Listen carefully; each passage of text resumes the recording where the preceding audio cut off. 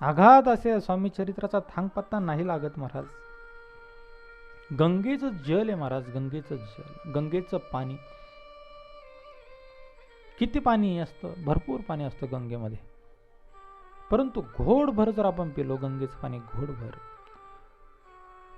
एक घोट पाणी गंगेचं जर घेतलं ना, तर जन्मोनजन्मीचे जे काही दोष आहेत, जे पाप आहेत, तर त्यातून मुक्ती आपल्याला गंगेचं घोटभर पाणी देतं. गंगेचं घोटभर पाणी दोषमुक्त करतं.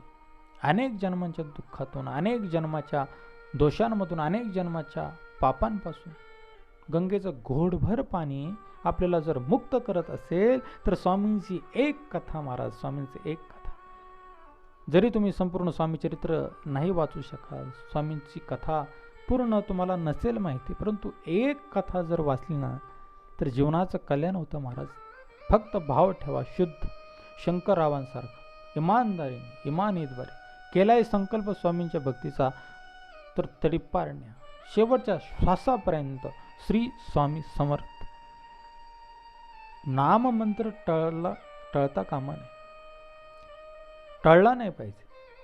श्री स्वामी समर्थ. आणि त्यामुळे एक घोटभर गंगाजल जसं तुम्हाला सर्व दोषातून मुक्त करतं, तसं एक जरी स्वामींची कथा दत्तगुरु वाहिनी यूट्यूब चॅनलच्या माध्यमातून तुम्ही श्रवण केली, तर जीवनामध्ये फार आमूलाग्र बदल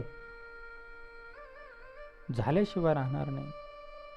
स्वामींच्या कथेतील ही ताकद आहे.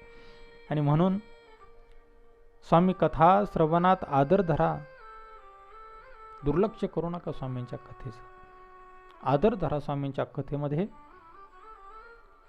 ह्या लोकांमध्ये तुमचं